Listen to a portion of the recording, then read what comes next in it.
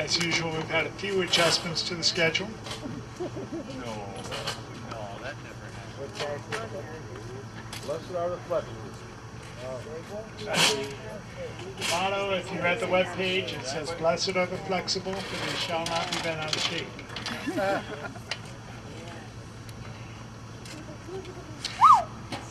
Well, welcome everybody. It is the third night of the 4-day, 14th annual fast and vigil to abolish the death penalty.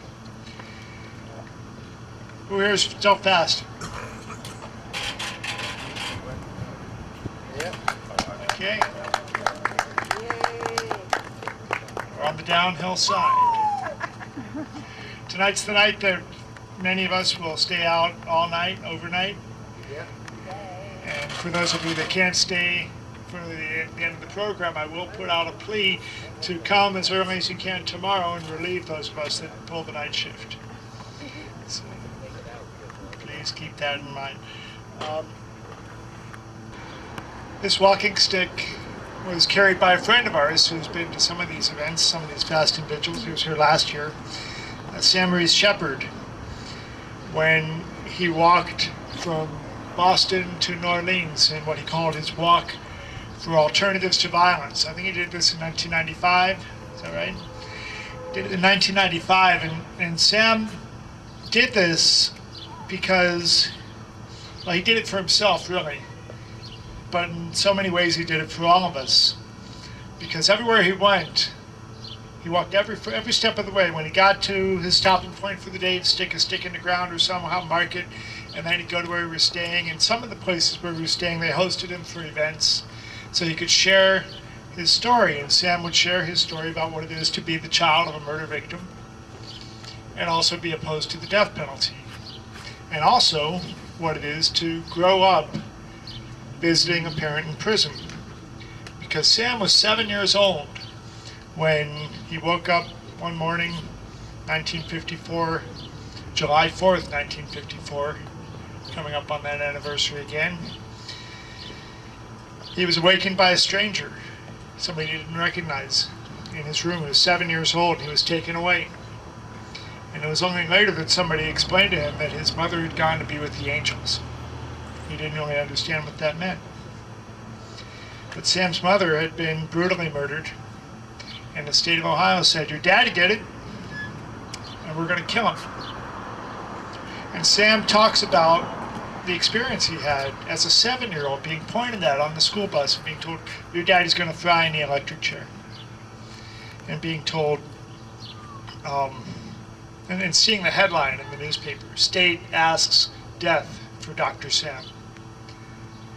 If this is ringing a bell, the movie The Fugitive is commonly thought to be based on the case of Dr. Sam Shepard. In any case, Sam sort of retreated from all of this and went about his business and tried not to have to live too much in the high profile that that case brought to his family. But he grew up visiting his father in the old Ohio State Penitentiary. And he can talk about the nightmares that was, and of course he talks about the torture of being a victim's family member and also being the family member of somebody that they're seeking the death penalty for. And Sam grew up, he went to school, he became a professional, a dental hygienist. He was living his life. And in 1982, on December 8th, 1982, he woke up and looked at the newspaper and he saw a picture of two young boys about the age that he was when his mother was murdered, standing outside the gates of the Walls unit. Sorry, there aren't gates. They're standing outside the Walls unit in Texas where they conduct execution. These were the sons of Charlie Brooks, who that night, December 7th, became the first person executed in Texas under the current death penalty laws there, and the first person to be executed by lethal injection in this country. Sam saw those boys and their faces, and it all came back to him.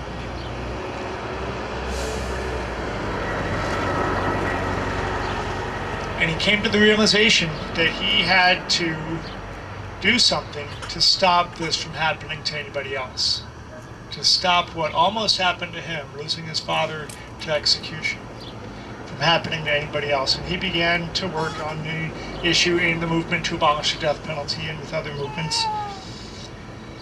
And in any case, Sam also, he grew up in a Christian church. He became a seeker. He wasn't sure what was right for him, but he became a Buddhist. And part of the Buddhist teaching is meditation, and a walking meditation. And you've heard the phrase, walk it off. There's a phrase, a Buddhist teaching, that the hells of anger and revenge exit through the soles of the feet. And that talks about this walking meditation. And Sam is still angry sometimes. As George said last night, how can you not be angry?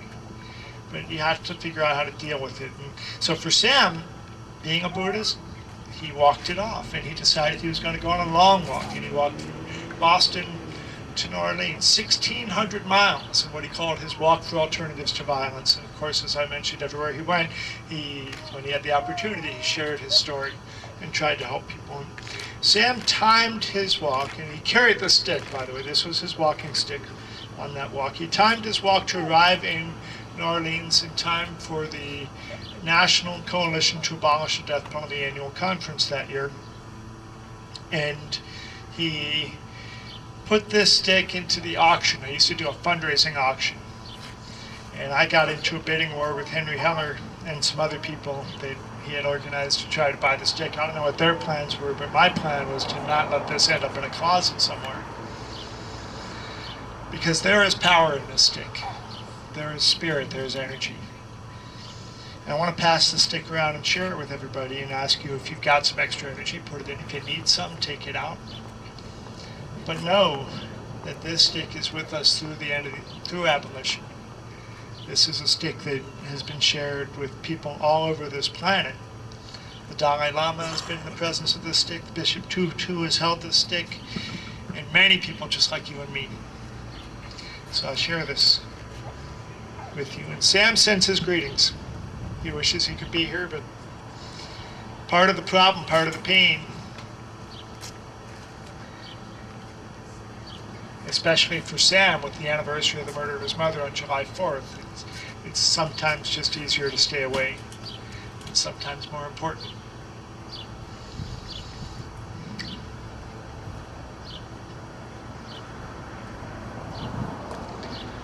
But Sam doesn't always, he'll come to events even if he doesn't, like last year he came, he didn't want to speak. In California where he lives, he'll go to things, he doesn't want to speak, but he'll go because he knows it's important. And activism on this issue, for all the stories that we're hearing, for all the suffering that some of us are doing sitting here in the hot sun, the real activism has to take place at home in our states, one person at a time.